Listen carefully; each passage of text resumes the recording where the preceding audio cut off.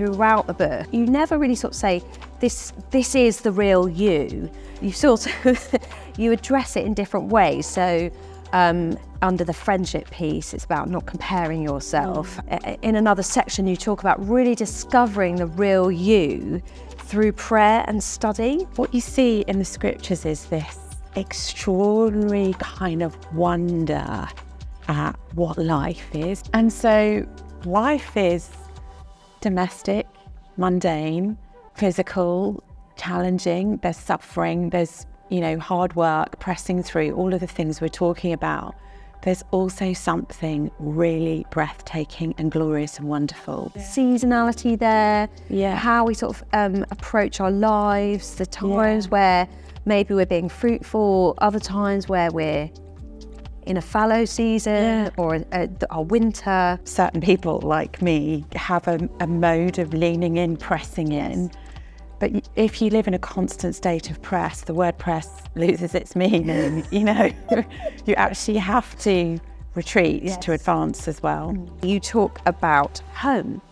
Yeah. And I really loved that letter. It was really profound. We are wired for physical place and space. And the technological age, in a way, is kind of severing our connection a bit. It's not really about spending a lot of money necessarily, but it's about time and creativity and intentionality. So creating space where the human being that you are can flourish. Also a place to be safely you in the presence of God. So I talk about home potentially being a thin place where heaven touches earth. Welcome to the Lead podcast with me, Amy Orr-Ewing, and one of my oldest, dearest friends, Julie Wanstall. Julie very kindly read the book, Lead Like the Real You, for me at an early stage and was just so encouraging to me. And in conversations, she suggested that she interviews me. So I'm handing over the host chair for this second episode to Julie Wanstall for this Lead podcast. So thank you, Julie. Thank you, Amy. It's an absolute delight to talk to you. And as I mentioned earlier, just an absolute profound delight to read your book as well. So one of the amazing themes of your book is actually in the title, Lead Like the Real You. And then that sort of is a theme throughout the book. And you never really sort of say, this is the real you. You sort of, you address it in different ways. So under the friendship piece, it's about not comparing yourself. And under, in another section, you talk about really discovering the real you through prayer and study. And you say how that has helped you root yourself in God. And in so doing, find the real you. Could you unpack that for us a bit? Yeah, thank you. So one of the amazing things about the Christian faith is the vision of what a human being actually is. So unlike the kind of, I guess, most pervasive other worldview in the West, materialism, which is an account of the universe that says there's no God, there's no supernatural dimension to life, we're just here by chance. And all we are is the atoms, the physics and biochemistry of our bodies, nothing more. So everything that exists is physical. So any emotion you have is just like a physiological rush of hormones, or even the brain, even your thoughts are totally reduced to the physical aspect of brain activity. In contrast to that, the Bible envisages human beings as made in the image of God, male and female. We talked a bit about that in the last episode of what that means for us as women. But if you kind of pan out from that a bit further, what you see in the scriptures is this extraordinary kind of wonder at what life is. The psalmist says, you are fearfully and wonderfully made. So every single one of us is a divine image bearer, so the creator of the cosmos, creator of the universe, and we kind of individually and uniquely somehow reflect that sacred truth of divine image bearing. And so I think what that means is life is domestic, mundane, physical, challenging, there's suffering, there's, hard work, pressing through, all of the things we're talking about. There's also something really breathtaking and glorious and wonderful. When you fall in love, you recognize that in another person, that sort of essence of them that lights up your world in a way that no other human being on earth does or could. And so the real you is that about you. So sometimes we can kind of see it in others, or we can experience it in relationship. But as Christians, that's how God views us. And I think that's really beautiful and really amazing, and actually really life-changing if we approach life with a posture of that being true about us. That would actually change how we navigate situations, how we view our potential and the possibilities of our lives. And so rather than the kind of verdict or the narrative or the internal kind of conversation that goes on in our minds about who we are being very negative and kind of, tearing us down or, chastising ourselves about our failures or perfectionism's kind of verdict, that posture that we are loved by God and this extraordinary God who made the cosmos and also, inspired the scriptures. So encountering him through the word, and then I guess receiving by his spirit that sense of who we are and who we're called to be. It's really beautiful.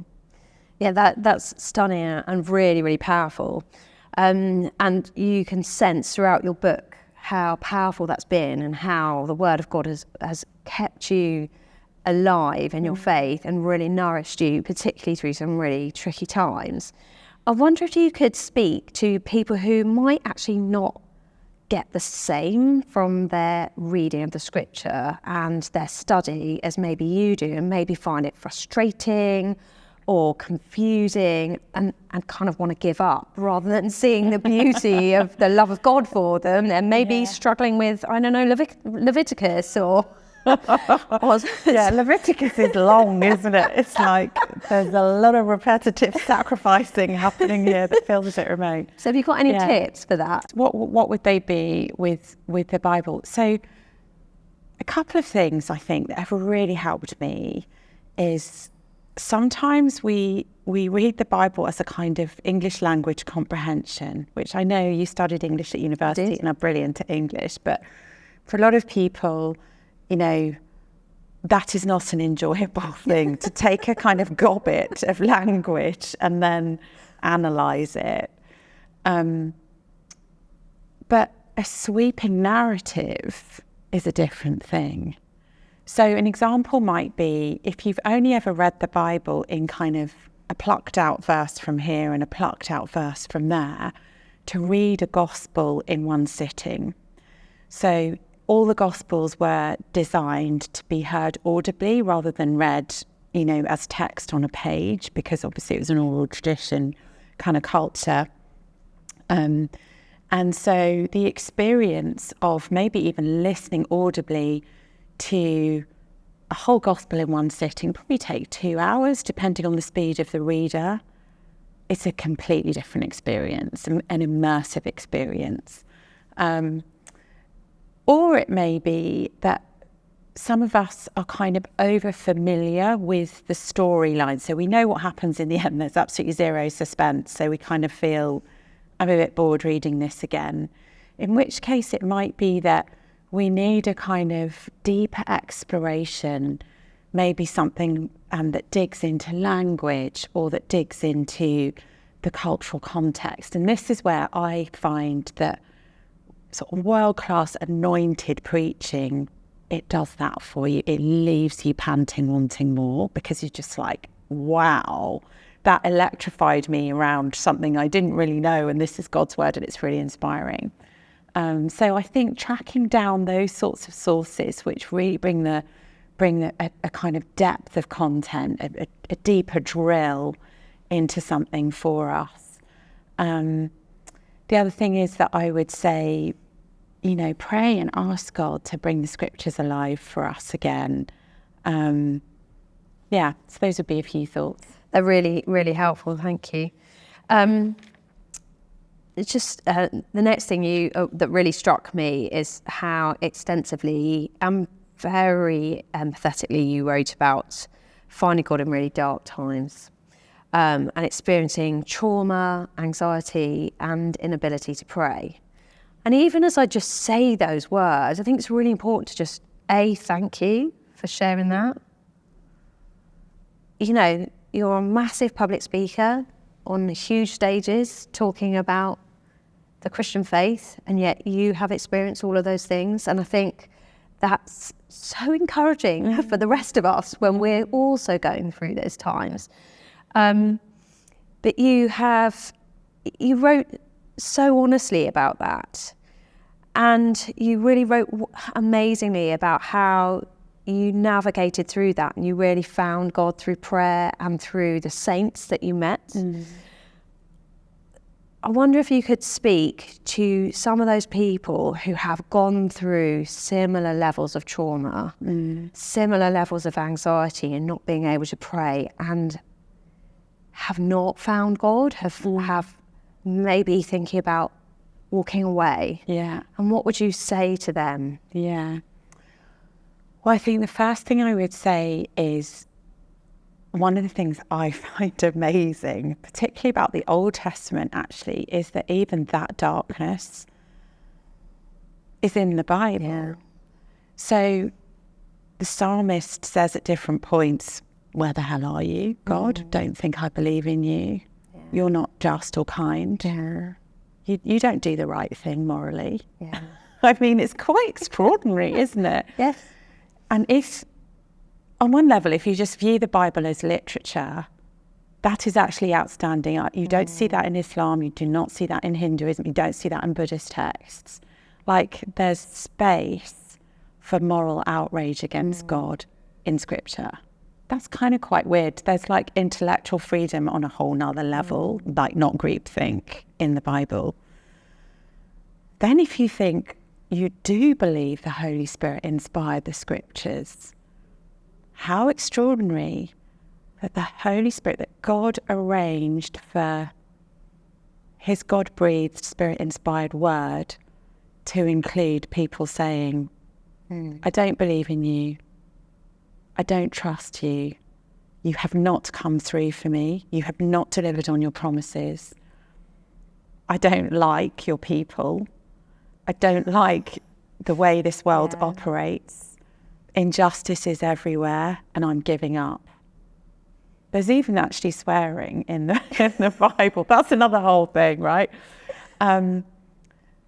So, you know, there's a lot of talk about deconstructing faith. I have huge empathy for people who've experienced utter horror in the church, and through that experience have decided to walk away from God. My prayer is always that at some point, you know, the kindness of God might pop up in their life in another way, in another time.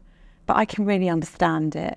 Having seen what I've seen and gone through what I get it. Yeah. So I would never be in a position of telling anyone off who's deconstructed, or even, you know, sometimes there's a bit of a hint of, oh, you know, they just wanted to have sex, or, you know, there's a kind of moral weakness in them that caused them to walk away. You'd see that in the church. Horrendous. It's not that. Yeah. It's what they saw was hideous and awful and really evil, where they should have found grace, beauty, truth and goodness.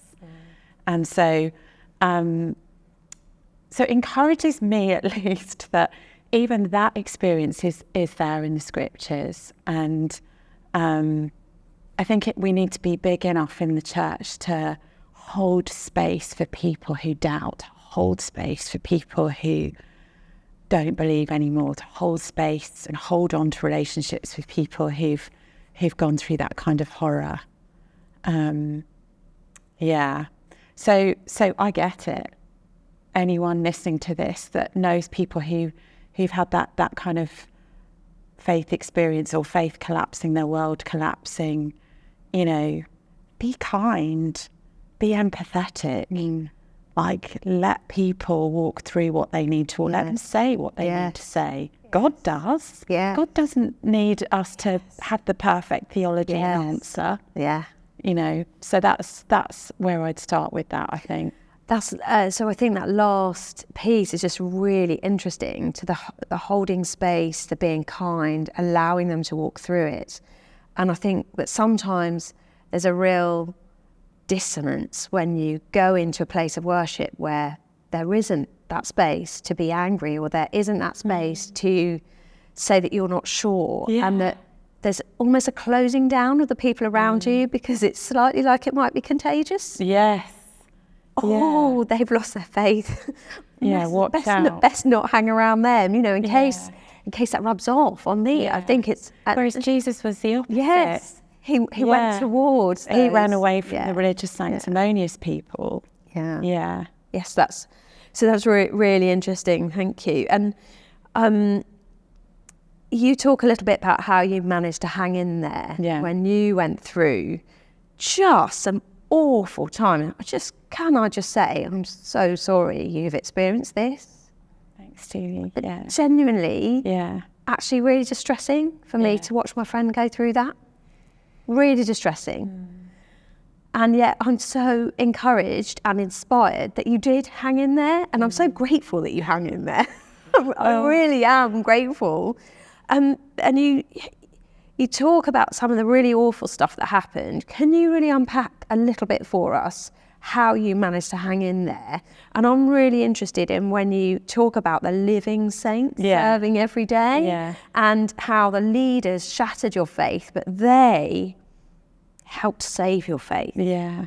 And sort of, we don't really talk about those people, do we? They're just, until they die and we have a wonderful funeral and we go, weren't they amazing saints who served faithfully for however many years? And you say, well, actually they were. Yeah. Could you unpack that bit for us? Yeah. So I guess two things that really helped. So let me end on the saints, but say one other thing as well, which you kind of referred to a bit earlier, which just helped me so much. So I was going through a really terrible time. The collapse of an organisation I loved, devastating horror of realising someone that I had admired, worked with, was actually a sexual predator and had abused people on a huge scale, and then that trying to get that sort of investigated or taken seriously effectively meant you need to be taken out and shot. You need to shut up. You know, just coping. There's so many elements to that. We won't go into that in massive detail, but it's just like disorientating on so many levels. And I went to have a conversation, and I'd actually had a similar conversation earlier on when I'd really been struggling with infertility, and I'd really gone through a period of not being able to pray through that as well. And that was rooted in this feeling of, well, God could provide a baby. God could make this happen. There's actually nothing wrong with me. I could have a child, but it's not happening. Yeah. And God could do that. And God is loving, and he's not doing it. And the Bible says children are a blessing and blah, blah, blah, all those verses, and it's not happening. So I don't think I feel loved by you, God, right now. And I can't pray. I can't say anything to you because it's too painful. And at that point, someone said something to me, which then later on, this other older couple, so I'm in the middle of the crisis of the organisation, you know, losing friendships, losing all sorts of things, really, really struggling, subjected to all sorts of horrible things, like a kind of conciliation process that was essentially very, very coercive and horrendous. And I go and see this older couple and sit in their sitting room, and they've got, you know, this lovely tea set, and it's just like really old-fashioned proper cup of tea, and, you know, on a tray, and they're just so lovely. And I'm sort of pouring out my heart, and I just begin to cry uncontrollably, and it's quite embarrassing because I don't really know them that well. And I sort of confess to them, I can't pray. And he says to me, it was said of C.S. Lewis, I don't actually know if it is C.S. Lewis because I can't find a citation for this, but he says it was said of C.S. Lewis that he used to say, I never pray extempore, which means out loud off the top of your head. I pray the prayers of the church, the prayers of the Psalms, the prayers of the scriptures, the prayers of the saints. So this older man says to me, that's my advice to you. You don't need to pray from the heart. Let the prayers of other people carry you through. So I went and bought a couple of books. I bought a book of collects, and I bought, which is like old-fashioned prayers really, and then I bought another book which kind of wove together different kind of liturgies.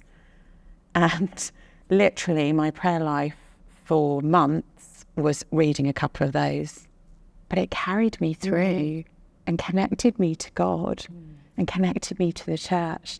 And what was amazing is loads of those prayers contain pain, lament, disappointment. Not all of them. Some of them were kind of all praise the Lord, and I just said those, didn't really mean it, but it still helped. And that was actually very similar to someone who back, when I was going through infertility, had said something similar, which resonated for a bit, and I prayed the Psalms and stuff back then, but I kind of forgot it and I needed to relearn it again. Yeah. And bring it back into your spiritual practice. Yeah, exactly. And do you say them out loud?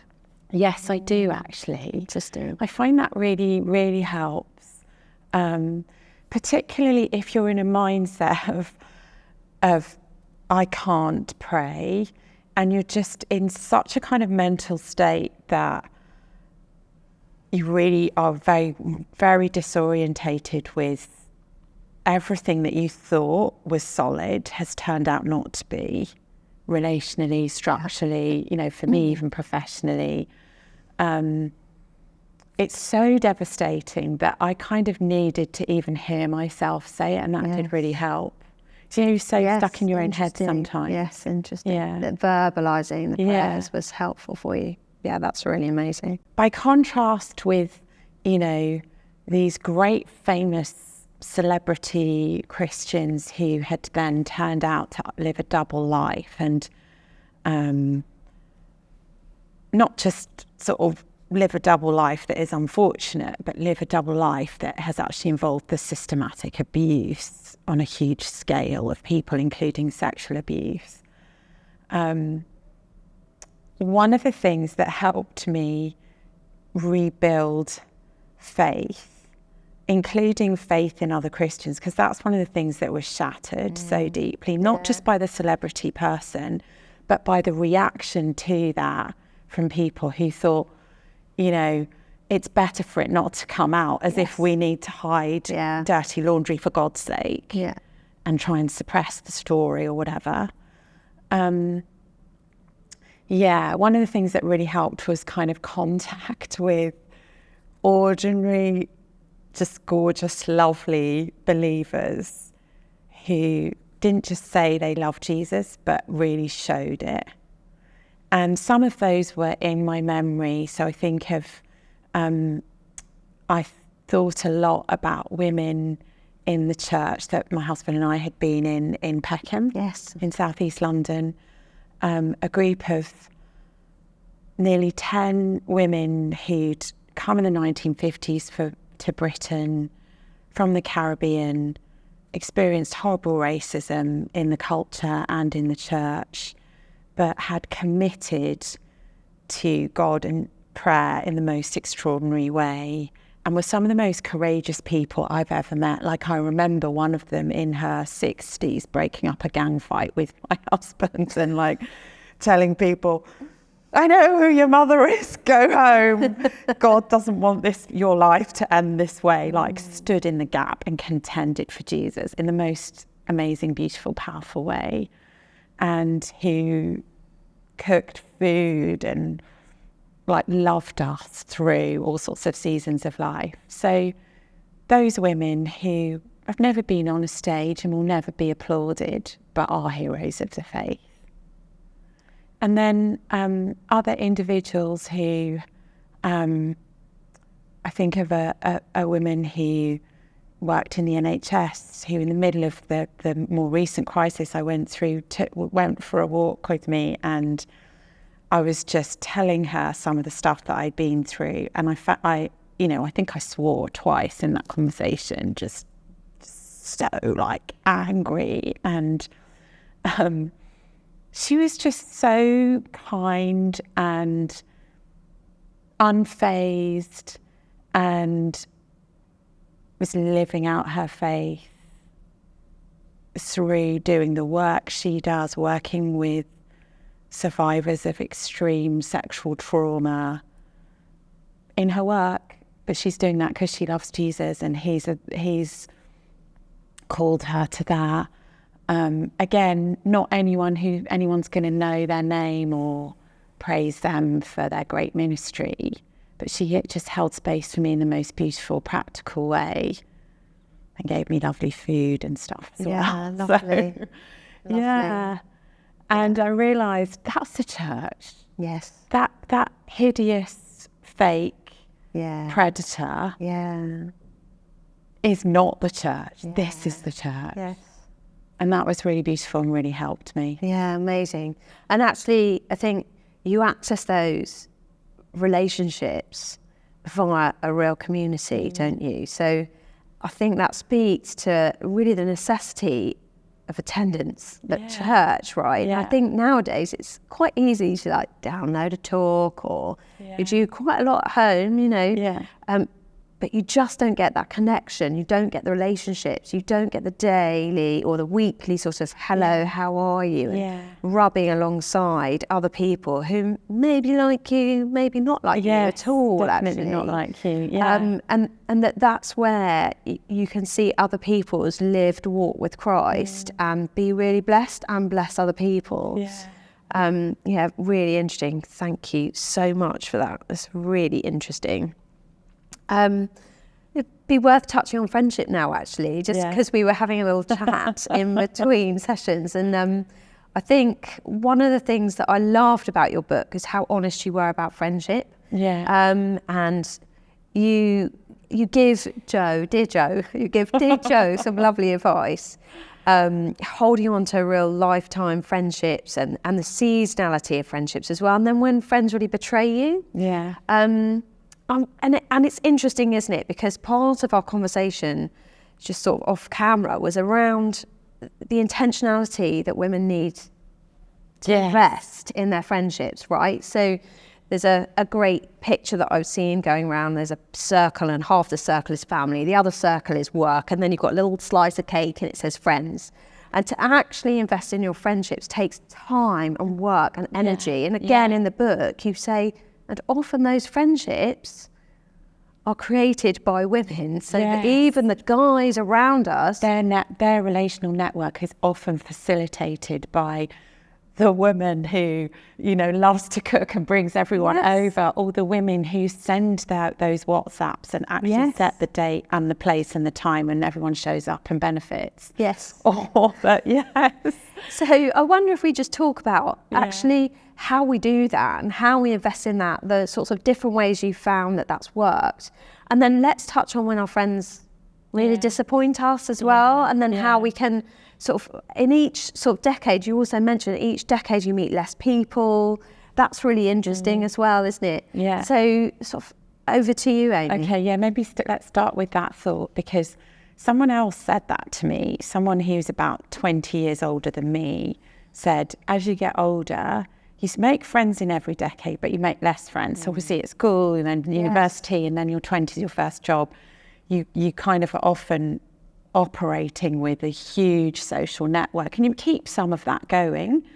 But I found it actually not discouraging, but kind of hopeful, and to be intentional about being open to new connections in my 40s. And I'm going to be turning 50 in 2 years' time. So really looking forward to I don't feel worried about that at all. I'm like, well, bring it on. And I'm really looking forward to new relationships and connections and people that God has to bring into my life when I'm an empty nester. That's going to be different, isn't it? And it may be younger women that or younger people, men as well, that God has got for us. So I'd say being open to and just valuing that connection when you find it. So I made a friend called Sarah about 4 years ago. So a friendship made in my 40s, who is now a really close friend, and she's going to be on one of these shows. And that friendship was such a gift to me, a new friendship in my 40s, and I just rejoice over so much. So I think as I've got older, I value friendship more and feel that thrill of that beautiful connection more. And I think that is partly because you can go one of two ways when you lose a friendship. You might lose a friendship through things just peter out. People were proximity friends, or they were friends for a decade, and that's okay. I don't think we should be worried about that. We all move on and life changes, and we can't all stay friends with everyone forever. But the pain of losing a friendship because somebody uses you transactionally, or someone actually abuses you in some way, is a really, really painful, devastating thing. And I think there's a shame attached to it. Yeah. Like, people understand or have a category for a divorce, a marriage breakup. Like, there's obviously it's horrendous, but you have empathy for someone who's been through that. But somehow, if you've had some sort of the collapse of a friendship for whatever reason, we feel like ashamed about that, and like we've got to hide it, and then we feel like we're the only ones that's happened to. So I decided to write about it, not naming and shaming anyone, and I totally recognise, a friendship is a two-way thing, and I'm sure that I've hurt people as well, and you can't go through this life without doing that. So I'm not seeking to blame anyone for this, but going through that kind of pain where you feel really, really betrayed by a friend, or used and then discarded as they move on to greater and better things, it really hurts. And I feel like we need to hold space for that and be honest about it. Yeah. And funnily enough, the Bible does. Yes. There's a whole psalm that talks about, we used to go up to the house of the Lord together and walk among the worshippers, and how sad the psalmist feels that, that's been lost. So I kind of wanted to encourage anyone going through that. A, you're not alone. Yes. B, it's not life-ending. No. And it hold space for the pain, grieve that loss, do it in a healthy way, but don't shut yourself down to actually also the joys of future friendships. Yeah, and just thank you so much for sharing that. And I'll just draw in that my daughter is 16, as you know, and oh my goodness, the ups and downs of friendships, particularly in the teenage years, are just exceptionally high. It really is a roller coaster. But the betrayal and the devastation is really intense. And you're absolutely right. When you go into a romantic relationship, there's a possibility it will end. Yes. And then you're right, we have the narrative around that. We eat the chocolate and we have the ice cream and we have our girlfriends over and they gather. Yeah. When it's a friendship betrayal, it's really difficult, because actually there's a level in which you don't want, A, you feel shame yourself, but B, you don't necessarily want to tell other people what that person has done to you. Yeah. Because there's just a level of, gosh, that's not really done. No. Although actually it's very interesting, because, and you mentioned this in your book, someone that was taken in by someone who had a trail of relationship breakup behind them. And because no one had actually spoken about it, then my friend gets caught in the carnage of the same thing happening. And I've seen that play out in school. Yeah. Right? And so you see an individual go through friend after friend after friend after friend. Yeah. Yeah. Really not okay, actually. And not having really the narrative to talk about it, and then having to close down, and then not being able to explain why you're not maybe going places with that person anymore. really difficult. So thank you for articulating that, actually, because that's vulnerable. But I know that we'll all go, yeah, that's happened to us. Yeah, and it actually has a real impact on your leadership. Yeah, because interesting. It might make you more guarded. Yes. It really, really hurts a lot. You know, there are loads of impacts actually that it's worth investigating, and not just sitting alone in that pain. Yeah, yeah. And you talk about investing in long-term friendships, and you've been very good at that. Evidence is sitting here. But it does mean send the message, doesn't it? It does, yes. Every time I send you a message and say, let's meet up, let's have dinner in London, I'm always so glad I did, and I hope you feel the same. Absolutely. And you do it too. Yeah. And, you know, we're busy, you're working, I'm working, we're not in each other's pockets, we don't live 5 minutes away, but it's so worth making that call, sending that text, making that effort to keep the connection, isn't it? Well, 100%. And I think actually, I'm being reminded of this because we also mentioned earlier just the labour that women do, you know, because we also facilitate, our husbands come along with us, right? We should say. All four of us have a really great time together. But let's face it, if we left it to Frog and Tim to make the arrangements, but we love them. We do, but interestingly, Tim's been really good at this recently because I've explained the, I think they call it the internal load. Yeah. And I've explained that to him. And so every now and then when we've met, amazing. He is. When we've been wanting to meet up with another couple, he's gone, I'll do that. I'll send the text. Fab. And that's been really amazing. So and I've good. really appreciated that. Now, he doesn't do that for everyone, and that's absolutely fine. But when he has picked that up, It's made a huge difference. it really has actually, because then you can see that he doesn't just appreciate what I'm doing, but he appreciates it enough to initiate it and reach out. Yeah. And actually the guys in that friendship really appreciate that as well. Yeah. You know, because really good. Yeah, because you know, our guys can often feel quite lonely, and so you know, if there are any guys listening to this, send the text. Yes, exactly. We'd be really grateful. Initiate contact. and actually it's fun because that way, if your partner is also initiating, it might be someone different than maybe you would have sent the text for. And actually that's really also exciting. Broadens your horizons. Yeah, definitely. And so, I mean, I've been so blessed by a friendship, and just, I think the level of just knowing each other for a very long time and seeing each other go through so much, the wonderful baptisms of your twins, you know, after all that time. What about at university when you first met Tim? I just love 19-year-old us. We were awesome, weren't we? I love 19-year-old you. And I remember when we met, it was before I was even dating Tim. It was. I thought, oh, I like these people. I want to be in this gang. And I have been in the gang. It's been great. Thanks for having me. So brilliant. Now, I want to just sort of segue on something else we talked about, actually. And that was a way you talk about home. Yeah. And I really loved that letter. It was really profound. And you talk about home as a place to flourish and be a refuge.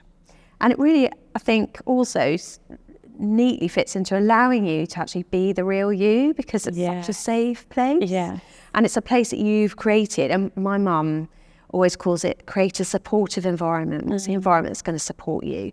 So I wonder, could you unpack that a little bit for us? Yeah. So this kind of goes back to that theme of what it means to be human, being so multifaceted and beautiful and wonderful. But as human beings, we are wired for physical place and space.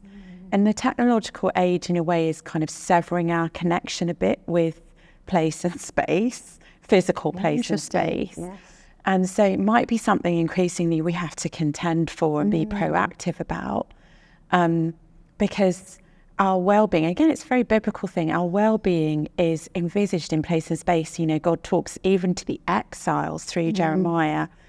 Build houses, plant gardens, eat the food those gardens produce.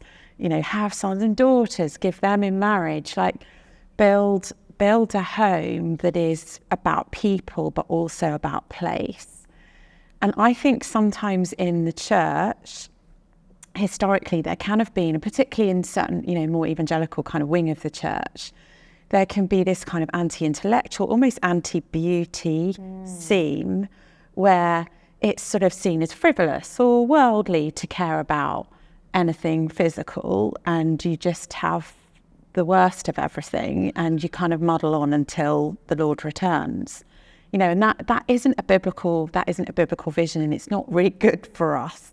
So so for me, and it's not really about spending a lot of money necessarily, but it's about time and creativity and intentionality. So creating space where the human being that you are can flourish. So for me, that means, my husband's an artist, a painter, so having colour and beauty, and, I'm getting very middle-aged and interested in gardening, Julie. But I just really, really love planting things, tending to them, and then having flowers that I have grown on my table. I find that really recentering. Or vegetables that I've grown that I can give to people as well as eat myself. And it's a spiritual practice. It's a way of meeting God, but also a place to be safely you in the presence of God. So I talk about home potentially being a thin place where heaven touches earth. And we might think of that, if we have a kind of sanctuary model of church, we might think of going to church and experiencing the presence of God. Again, very connected with place, the fabric, the architecture, the art, whatever, music, but a physical embodied experience of encountering God in place with other people. But I think our homes are meant to be that too. And so that's a place where if we're married and we're able to have children, where children grow and experience our love, and hopefully the love of God as well. And where we can then welcome others. So the stranger, the lonely, as well as our family and friends. So I think I want to encourage younger women not to think, oh, that's very unspiritual to want to have a nice home. And the first flat, do you remember our studio I flat? do, yeah. I talk about I really it do. in Earlsfield, one room. I really So I'm do. not really talking about something expensive or impressive. Yeah. But people loved coming there. Yeah. It's kind of embarrassing looking back because our bed was in the sitting room. You probably perched on the bed Yeah. for like worship sessions. Exactly. So anyway, yeah. That's lovely. And that is a nice segue actually into your chapter on growing deep roots. Because actually quite a lot of, I loved that chapter actually, because I found it's just a really holistic way of looking at your life. And obviously as you're talking about home, you're talking about growing things, you're talking about planting, all of those things take time, they take effort, they take energy, they take intentionality, but they produce wonderful fruit. Yeah. And I think that's, again, to your point around the growing deep roots, I'd love you to unpack that a little bit, because the seasonality there, how we sort of approach our lives, the times where maybe we're being fruitful, other times where we're in a fallow season or our winter. Yeah. And that's just unpack that a little bit, because I felt that was really powerful, that chapter. Yeah, so I feel like I had lived in a kind of spiritual mentality of going after abundant growth as the good for like 20 years. So it's like full speed, full commitment, harvest time, summer, lots of people, crowds, everything growing.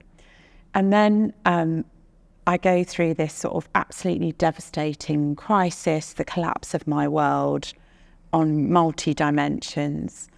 And I realise what sustains you in that time is in part realising that is actually health as well. I mean, it's really hard to put it into words, but like in the physical, natural world, nobody is in a perpetual harvest. In order to create a perpetual harvest, you would have to drench soil in chemicals, which is what we've done with industrialized agriculture, right? And you would have to disconnect productivity from the well-being of the land as well as actual people. Of course, that is what's happened. And I felt like spiritually, in a way, that had happened to me. And so reconnecting with roots, focusing on you know, those spiritual practices, physical space, being outside, you know, community, food, all sorts of different things. I talk about lots of them in the letters. But doing that and having an anticipation that your life will be seasonal in every year of your life, it will be, but also your life will have seasons. So you might be unmarried, or you might be married, you might have young children, you might have no children. And those different stages of your life need to look and feel different. But at each point, you know, you're putting in roots that will later on give you that fruit, that harvest. Yeah. Yes, I do find actually that's really, it's a powerful visual in all of Scripture actually. Yeah. And Scripture calls us to look at the natural world, doesn't it? So if you think of Psalm 1, a man planted by a tree, planted by streams of water. And actually when you look at a tree, their leaves come into blossom, then they fruit, but then it becomes cold and it dies back, and then you go through the winter where you're not producing leaves or fruit. And actually that's really natural. And just giving ourselves time to rest and recover is also as important, as the productivity. And not to put pressure on yourself because you're in winter, that you should be in summer. No, you shouldn't. This isn't in the book actually, but one of the things that, because Frog, my husband, is a conservationist and great, kind of loves the natural world. He told me that, you know, when you cut a tree down, you see the rings. Yes. And the rings tell you how many years that tree has lived. The ring is created in the winter. Yeah. Like survival and living is marked in winters, not in summers. And fascinatingly, I'm going to tell you two things just from the top of my head. I love a cherry tree. It's my little motto. But cherry trees need the cold in order to fruit. So you will not get cherries without the cold winter, which is fascinating. And then the other point has just completely eluded me. But, you know, there you go. You need a little bit of winter in order to flourish. Oh, no, that's the other point. Before a tree dies, it overproduces on the seed. So our sycamore tree really sadly died at the end of our garden.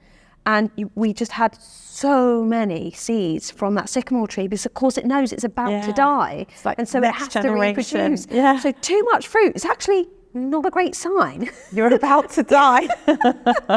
Quick, reproduce. And so actually it's about us understanding the natural world and what a fruitful, healthy, fruitful lifestyle actually looks like. And that speaks to your point on rest as well, rest and recovery, which is just as important as work. So in that chapter I really talk about how, you know, certain people like me have a mode of leaning in, pressing in. But if you live in a constant state of press, the word press loses its meaning. You know, you actually have to retreat to advance as well. Yeah, fascinating. So one of the other things I really loved about your book was where you talk about, let me just look at my notes. You talk about just being empathetic, understanding people, being curious and being inquisitive. And in that you say that you read a lot of things and listen to a lot of things that you disagree with. So one of the things I'm really interested in is what are your top 3 podcasts which are not in line with your thinking? Oh gosh. Yeah, so this will be a bit revealing, Julie. That's the problem, isn't it? So I listened to, I actually went through a phase, and when I was writing this book, of listening to a lot of deconstruction podcasts. Because I wanted to understand why, what are the experiences. So there's one around Keith Green that's called something about feet of clay, I think, and it's people who were close to Keith Green and in that ministry and have totally walked away from faith now. Which I find really interesting because I want to have want to learn and have empathy. There are various other deconstruction podcasts which I sort of needed to force myself to listen to in a way to hear. I want to hear the hardest critique and the reasons people have walked away from faith.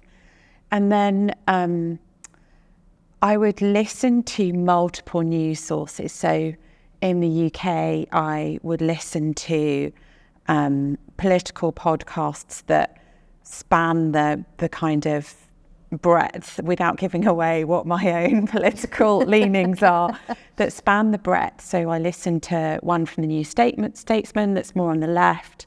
I listened to things like The Rest Is Politics, which is kind of more kind of discursive one. And then I might listen to a more kind of conservative podcast by, say, Jordan Peterson, or even like a Telegraph type news podcast. So get your sources of news from different perspectives. One of the things I've found about Christians is sometimes we become too politically aligned, and we align the gospel with either left-wing thinking in the UK or right-wing thinking in the US. And it's really unhealthy. It's destroyed the church. So to be curious and to learn from sources that I disagree with, I think is really important. So I listen to atheist podcasts as well. Oh, okay. Yeah. Brilliant. Fantastic. I really enjoyed that, actually. So I also really loved your last letter on letting God be God. Yeah. Which sort of shouldn't need saying, but does. Totally does.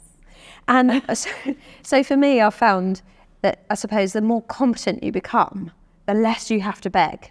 As your needs sort of kind of die off, and almost you become more and more competent in your life, those desperate prayers happen less frequently. And that's, I think, where it can get really dull, or where you can start sort of, it can go really wrong, particularly in the church, if you're not really asking God to be God. So my question to you is, how do you allow room for adventure with God on both a day-to-day and a bigger perspective?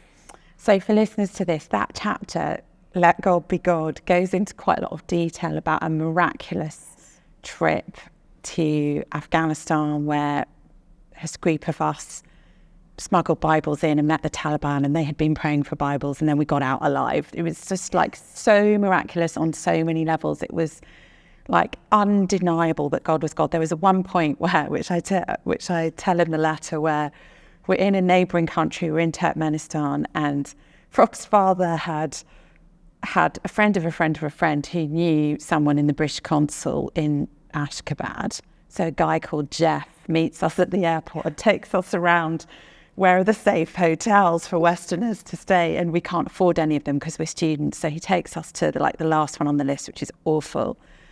And we're in the room praying, and the phone rings, and there's a woman. Frog answers the phone, and he sort of nods, and he puts down the phone and says, someone called Angela was on the phone. She's heard we're in the city. She said we need to get a taxi to the circus, which is in the centre of the city. She'll be there, she'll be wearing a green dress, and then she hung up. So we get in the car, we go and meet her. She says, oh yeah, I'm Angela, come with me, come and get in this car. We get in the car with her, and then we're like, have we mad? Is this really dangerous? She goes, yeah, my name's Angela, which obviously is Angel, right?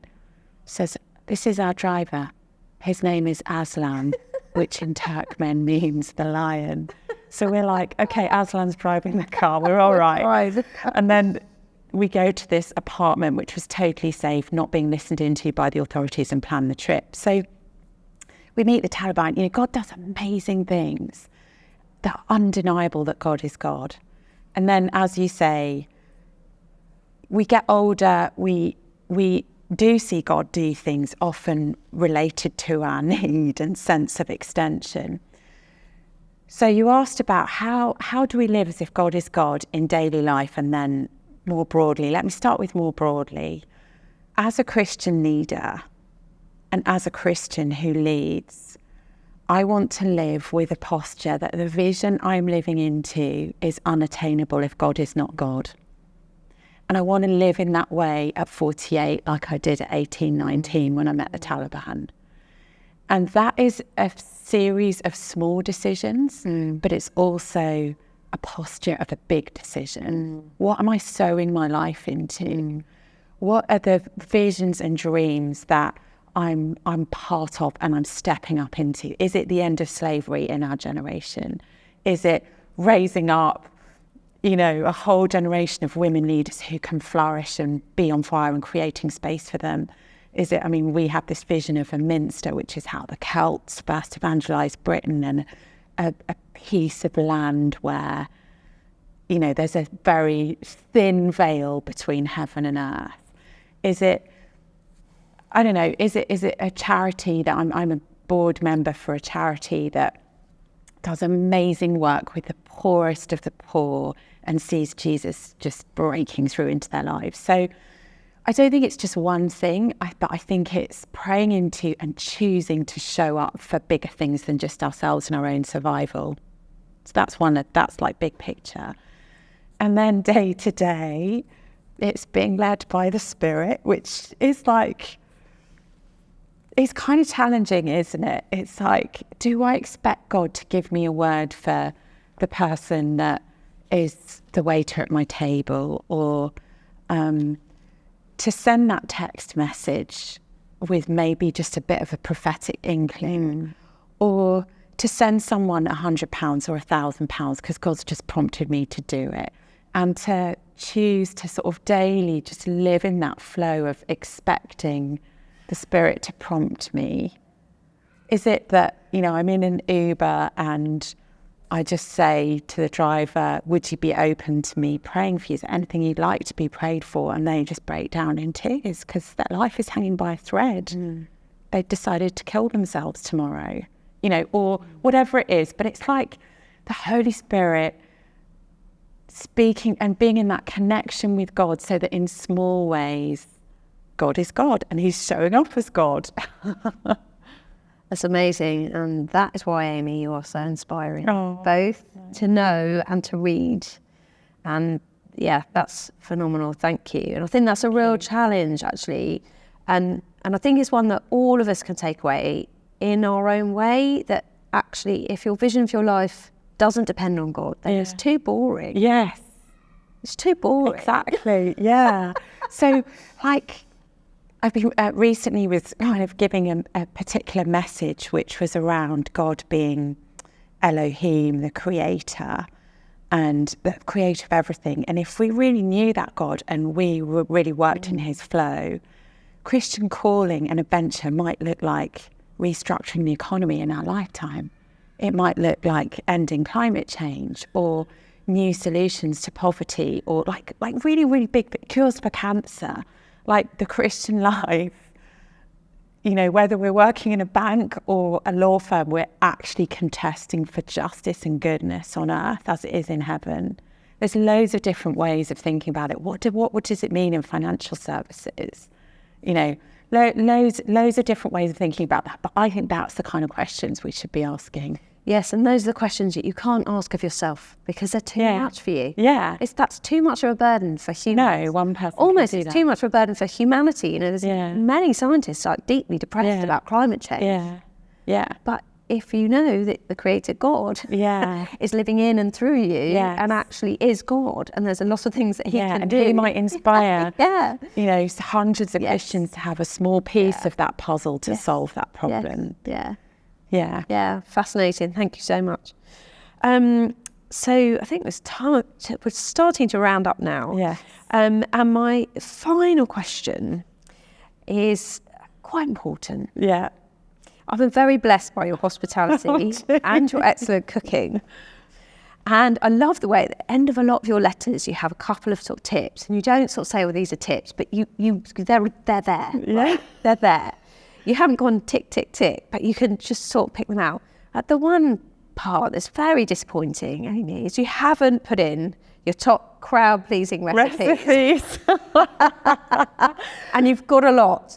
So would you be so kind just to give us your top recipe for us to all go away and we'll cook? have to put them in the notes. Do you know what? One of them is one you gave me. Is it? Do you remember chicken Dijon? Oh, yes.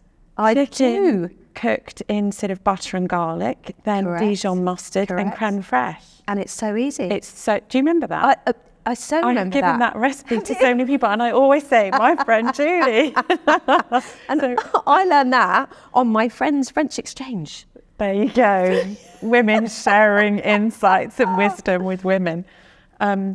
So I would say, if you're like practicing hospitality and you have a large number of people coming over, one of them would be like my family's boeuf bourguignon, which is a kind of beef stew, but with a German twist to it, because you cook the beef in bacon fat. So you do like a pancetta, and then cook the beef in that. Sounds good. And then do the stew from that. I can put the recipe in the show notes. Amazing. And then the dessert, people are always astonished if there's a homemade dessert. That would be pavlova.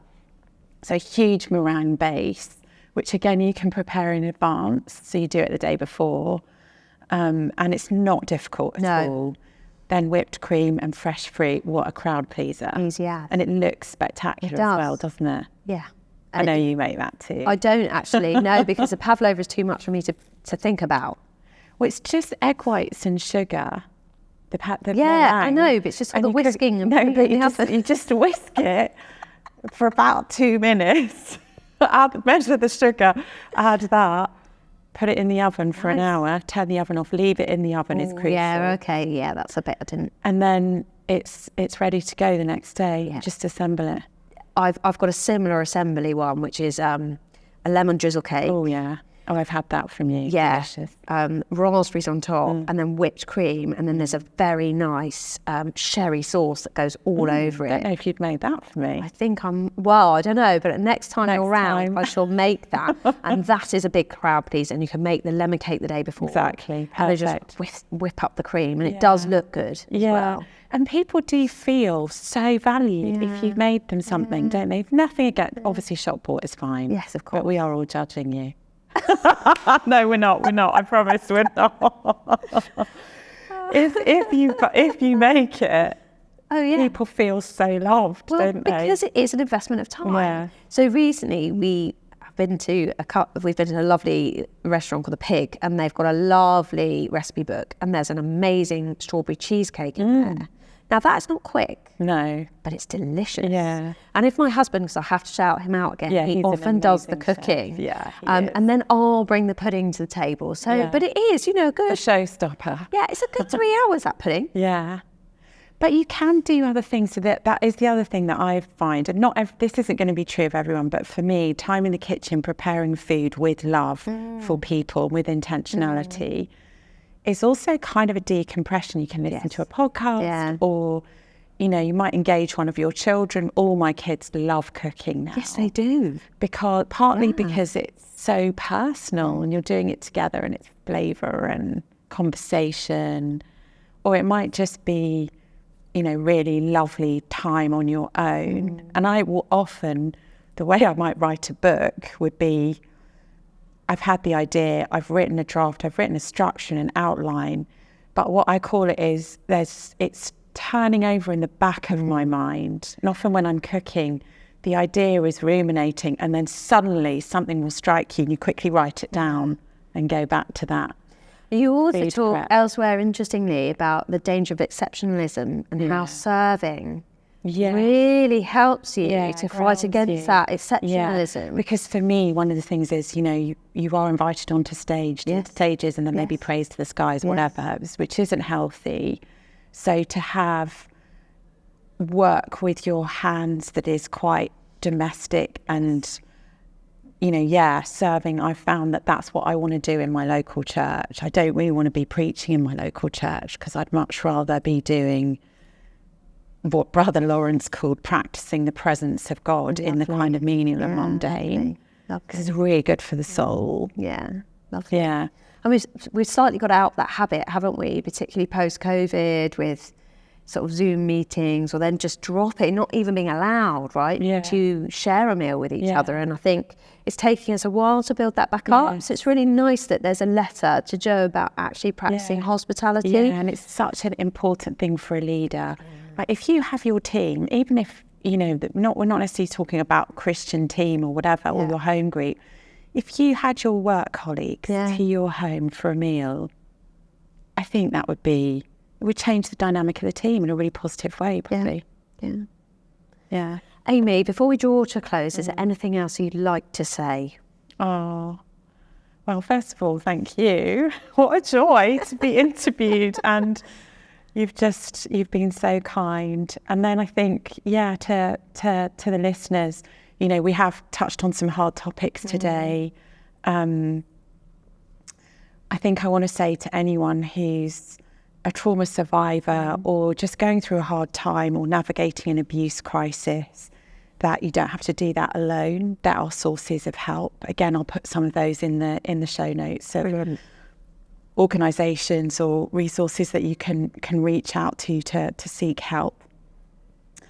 I think I would want to say, just to underline again, that as a leader, as I've grown in capacity and competence, I've also needed more help than I ever thought I would need.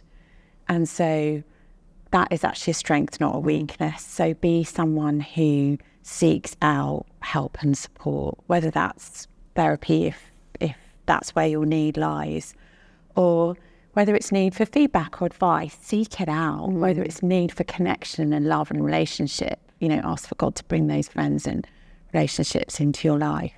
Yeah, so we never grow too big to actually need help. And I kind of wish that I'd known that sooner. And sought that help. And then just the last one is that you are so loved by God. And don't let the brand of religion or church or whatever beat that out of you.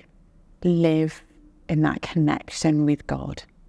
Live in that knowledge that you are gloriously, wondrously loved. Beautiful. Thank you so much, Amy. Thank you. Thank you for pouring your heart and your soul into this amazing book and into our conversation. Thank you. And into our friendship. Appreciate it. I am deeply grateful for you and all that you bring. Back at you. Love you lots. And you can order Lead Like the Real You. Order multiple copies, give it out as presents for all your friends. Thank you. Actually, I'm really looking forward to talking about it in our little house group, because we look at podcasts, so maybe this will be a podcast topic. Amazing. Thank you. Thank you, Amy.